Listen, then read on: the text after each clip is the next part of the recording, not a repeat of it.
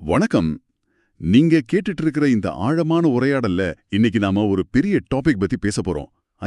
இந்த 2026 ஐபிஎல் சீசன்ல நடக்கிற சில விஷயங்கள் நிஜமாவே ஷாக்கிங்கா இருக்கு.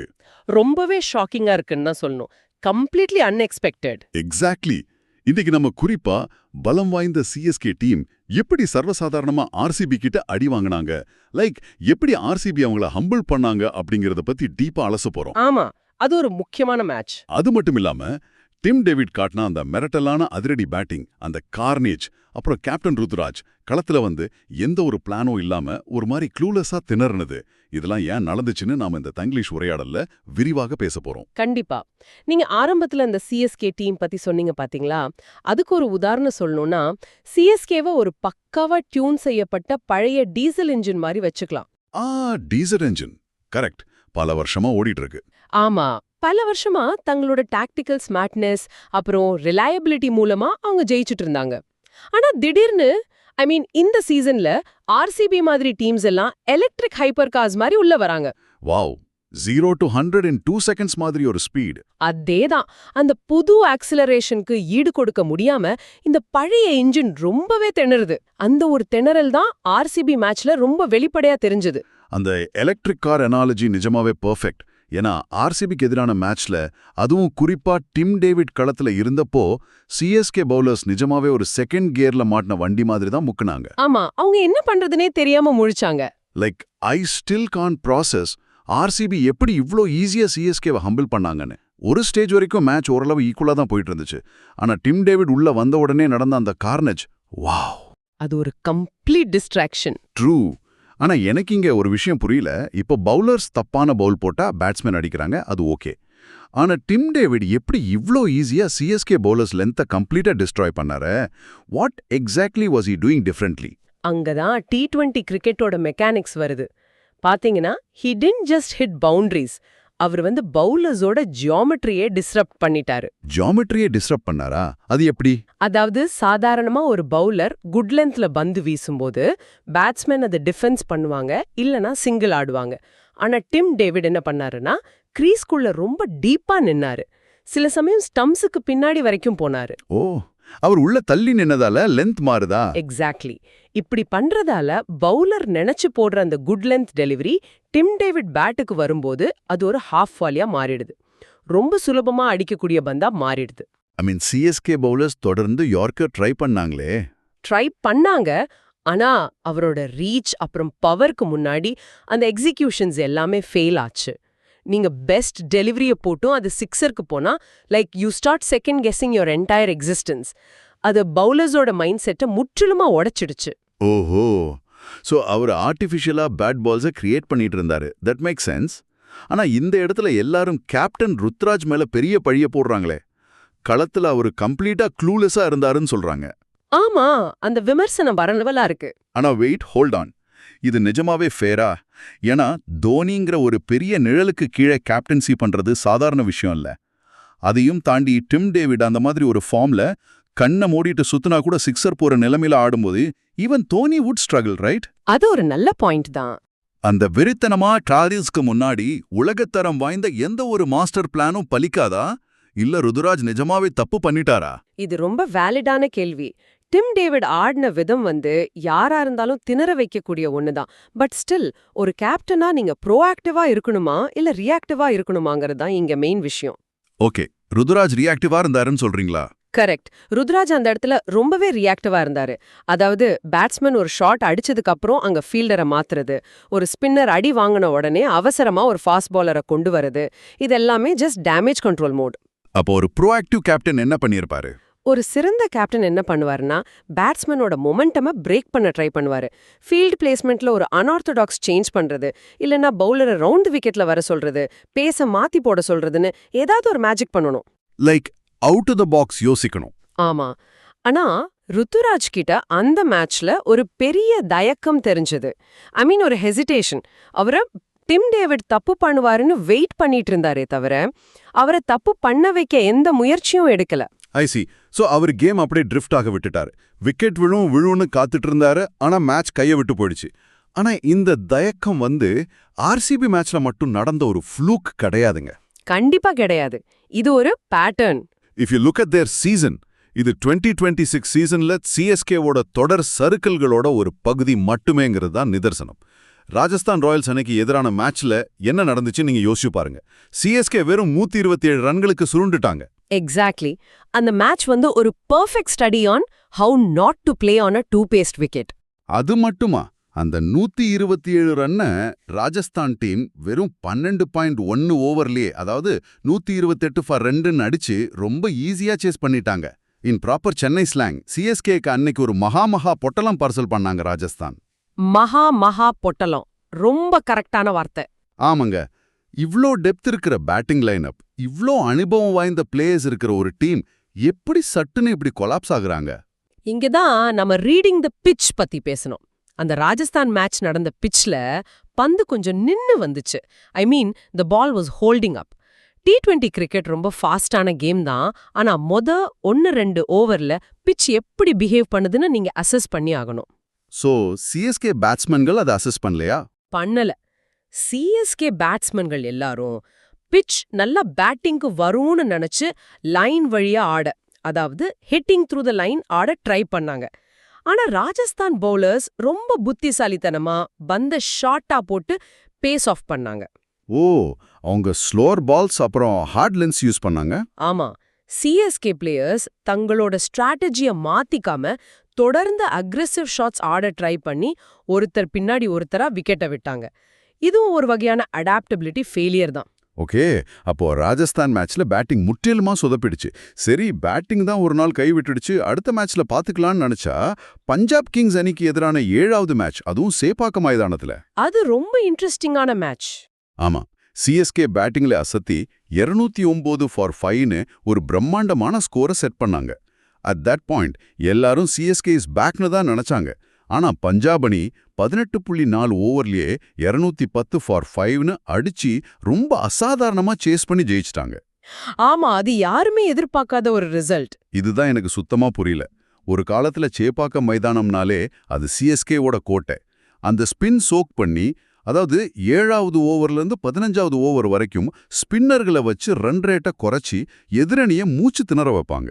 கரெக்ட், அதான் அவங்களோட ட்ரேட்மார்க் ஸ்ட்ராட்டஜி. ஆனா இப்போ எதிரணிகள் நம்ம ஊருக்கு வந்து 209 ரன்களை கூட சர்வசாதாரணமாக சேஸ் பண்றது எப்படி நடக்குது? How did Punjab completely negate the Chennai spin? If we connect this to the bigger picture, இத ஒரு பரந்த கண்ணோட்டத்துல பார்த்தா உங்களுக்கு அணியோட உண்மையான நிலைமை புரியும். ஒரு சாம்பியன் டீம்னா பேட்டிங் பவுலிங் ரெண்டுலயும் ஒரு பேலன்ஸ் இருக்கணும். ஓகே, அந்த பேலன்ஸ் இப்போ மிஸ்ஸிங்னு சொல்றீங்க. ஆமா, ராஜஸ்தானுக்கு எதிரான பேட்டிங் சரிந்து 127 ரன்கள் எடுத்தாங்க. சரி, பஞ்சாபுக்கு எதிரா பேட்டிங் ஃபார்முக்கு வந்து 209 ரன்கள் அடிச்சாங்கன்னா அன்னைக்கு பவுலிங் அந்த பெரிய ஸ்கோரை தக்க வைக்க தவறிடுச்சு. They are not firing as a unit. True. ஆனா அந்த ஸ்பின் ஜோக் பிரேக் ஆனதுக்கு என்ன காரணம்? நீங்க கேட்ட அந்த ஸ்பின்ஸோ கேள்வி ரொம்ப முக்கியமானது. பஞ்சாபு எப்படி சேப்பாக்கத்துல ஸ்பின்ன கவுண்டர் பண்ணாங்கன்னு பாத்தீங்கன்னா அதுக்கு காரணம் T20 கிரிக்கெட்ல பேட்ஸ்மேன்கள் ஸ்பின்னை எதிர்கொள்ற விதமே இப்ப மாறிடுச்சு. எக்ஸாக்ட்லி. எப்படி மாறி இருக்கு? முன்னாடியெல்லாம் பந்து பிட்ச் ஆனதுக்கு அப்புறம் ஆடுவாங்க, பிளேயிங் ஆஃப் த பிட்ச்னு சொல்வோம். ஆனா இப்போ இருக்கிற பேட்ஸ்மேன்கள் பவுலரோட கையில இருந்தே பந்த ரீட் பண்ண ஆரம்பிச்சிட்டாங்க, அதாவது ரீடிங் ஃப்ரம் தி ஹேண்ட். கொஞ்சம் விளக்கமா சொல்ல முடியுமா? பவுலரோட கையில இருந்து ரீட் பண்றதுக்கும் ஸ்பின் ஜோக்கு கில் பண்றதுக்கும் என்ன சம்பந்தம்? எட்டி இருக்கும். ஒருவேளை பந்து ரொம்ப திரும்புனா பேட்ஸ்மேன் மாட்டிக்கிடுவாரு. கரெக்ட். அதனாலதான் சேப்பாக்கத்துல எல்லாரும் ஸ்ட்ரகிள் ஆனாங்க. ஆனா இப்ப பேட்ஸ்மேன்கள் பந்து கையில இருந்து ரிலீஸ் ஆகும்போதே அது ஃபிளைட்டடா வருதா இல்ல ஃபிளாட்டா வருதான்னு கணிச்சிடுறாங்க. உடனே கிரீஸை விட்டு வெளியே வந்து பந்து பிட்ச் ஆகுறதுக்கு முன்னாடியே அடிச்சிடுறாங்க, இல்லைன்னா ரிவர்ஸ் ஸ்வீப் ஆடுறாங்க. ஓ, முன்னாடியே ப்ரெடிக்ட் பண்ணி லென்த்தை பிரேக் பண்றாங்க. அதேதான், இது ஸ்பின்னர்ஸோட லென்த்தை முற்றிலுமா சீர்குலைக்குது. பஞ்சாப் பேட்ஸ்மேன்கள் அன்னைக்கு சேப்பாக்கத்துல இதத்தான் ரொம்ப பெர்ஃபெக்ட்டா பண்ணாங்க. அவங்க ஸ்பின்னர்ஸை செட்டில் ஆகவே விடல. So, the traditional spin soak is officially dead in T20 cricket. Wow, the traditional spin soak is officially dead. That's a massive statement. ஒரு மேட்ச்ல பேட்ஸ்மேன்கள் கைவிடுறாங்க, இன்னொரு மேட்ச்ல bowlers கோட்டை விடுறாங்க. அதுதான் சிஎஸ்கேவோட இப்போதே நிலைமை. And meanwhile, சிஎஸ்கே இப்படி தங்களோட சிஸ்டமை சரி பண்ண முடியாம திணறிட்டு இருக்கிற அதே நேரத்துல இந்த தொடர்ல மற்ற அணிகள் எப்படி அசுர பலத்தோட உருவெடுத்திருக்காங்கன்னு நம்ம ஒப்பிட்டு பார்க்கணும். 100க்கு 100 சரி. முதல் சுற்று போட்டிகள் முடிஞ்ச பிறகு பாத்தீங்கன்னா ஆர்சிபி மற்றும் மும்பை இந்தியன்ஸ் அணிகள் தான் வெல்வதற்கு மிக கடினமான அணிகளா, அதாவது டீம்ஸ் டு பீட்டா உருவெடுத்திருக்காங்க. ஆமா, அந்த ரெண்டு டீமோட ஸ்குவாட் டெப்த் ரொம்ப நல்லா இருக்கு. அவங்களோட பெஞ்ச் ஸ்ட்ரென்த் எல்லாமே நிஜமாவே மிரட்டலா இருக்கு. அதே மாதிரி நீங்க முன்னாடியே சொன்ன அந்த பஞ்சாப் அணியும் ரொம்பவே வலுவாக காணப்படுது. அவங்க கிட்ட ஒரு ஃபியர்லெஸ்னஸ் இருக்கு. அந்த ஃபியர்லெஸ்னஸ பத்தி பேசும்போது, அப்பா சன்ரைசர்ஸ் ஹைதராபாத் அணி ஈடன் கார்டன்ல கேகேஆருக்கு எதிராக காட்டின அந்த ருத்ர தாண்டவம், I mean that was pure unadulterated destruction. அந்த மேட்ச் ஒரு பைத்தியகாரத்தனமான மேட்ச். நிஜமாவே எஸ்ஆர்எச் ஃபர்ஸ்ட் பேட்டிங் ஆடி 226 ஃபார் 8 குவிச்சாங்க. டிராவிஸ் ஹெட் பவர் பிளேல ஆடினது, அப்புறம் அபிஷேக் சர்மா, இவங்க 2 பேரும் கொடுத்த ஸ்டார்ட் ஒரு பக்கம்னா, அதுக்கப்புறம் வந்த கிளாசன் ஆடின ஷாட்ஸ் எல்லாம் சிம்பிளி அன்பிலீவபிள். இவங்க 3 பேரும் ஆடினது பேட்டிங்கா இல்ல வீடியோ கேமானு எனக்கு நிஜமாவே சந்தேகமா இருந்துச்சு. வெறித்தனமான பேட்டிங். அப்புறம் கேகேஆர் அணிய வெறும் 161 ரன்களுக்கு சுருட்டி 65 ரன்கள் வித்தியாசத்துல ஒரு மிகப்பெரிய வெற்றியை பதிவு பண்ணாங்க எஸ்ஆர்எச். எவ்ளோ பெரிய ஸ்பின்னரா இருந்தாலும் he was hitting them off the back foot over mid wicket. அது ஒரு அசாதாரணமான திறமை. ஹியர்ஸ் தி திங், எனக்கு இதுல ஒரு பெரிய டவுட் இருக்கு.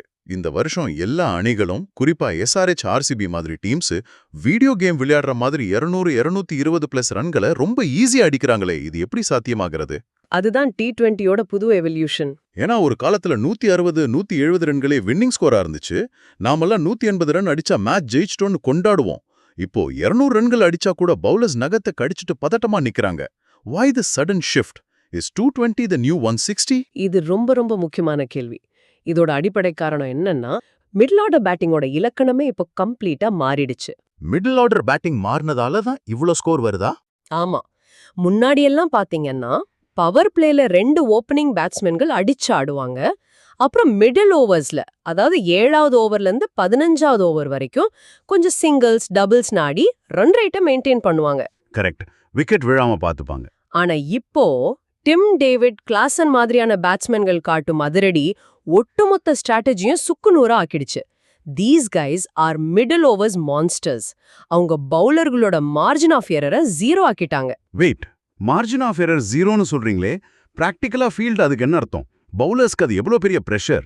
பிராக்டிகலி ஸ்பீக்கிங், முன்னாடி ஒரு ஸ்பின்னரோ இல்ல ஃபாஸ்ட் பவுலரோ தான் வீச நினைச்ச லென்த்ல இருந்து ஒரு 2 இன்ச் தப்பா, லைக் கொஞ்சம் ஷார்ட்டா பந்து போட்டா பேட்ஸ்மேன் அதை ஜஸ்ட் தட்டி விட்டு ஒரு சிங்கிள் எடுப்பாரு. அதிகபட்சம் ஒரு பவுண்டரி போகும்.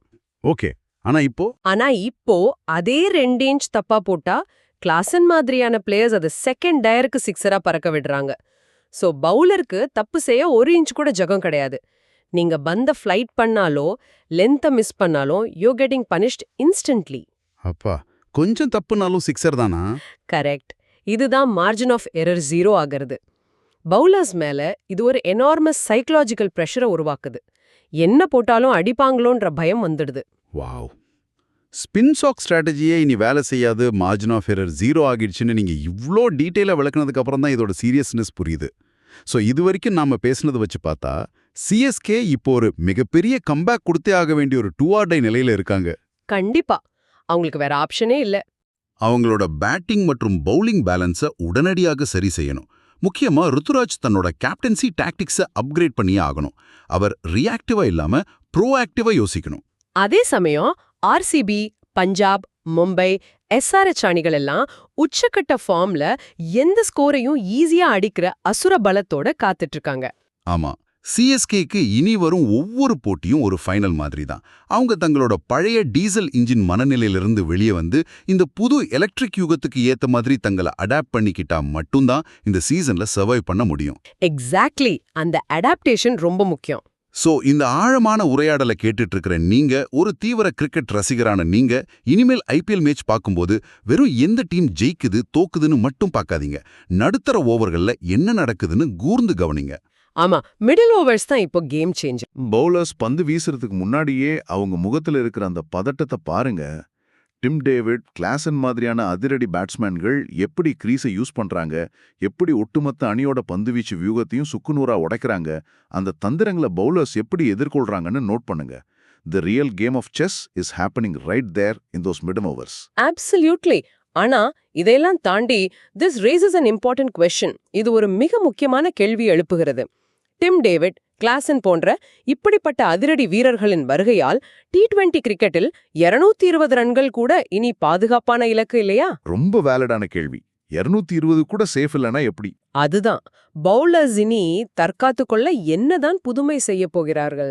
யார்க்கர்கள், ஸ்லோயர் பவுன்சர்ஸ், வைட் லைன் டெலிவரிங்கன்னு எல்லாமே இப்போ பேட்ஸ்மேன்களால ஈஸியா கணிக்கப்படுது, அடிச்சு நொறுக்கப்படுது. பேட்ஸ்மேன்கள் 360 டிகிரில ஆடுற மாதிரி பவுலர்ஸ் புதுசா என்ன கண்டுபிடிக்க போறாங்க? நிஜமாவே யோசிக்க வேண்டிய விஷயம். Are traditional bowlers going to go extinct?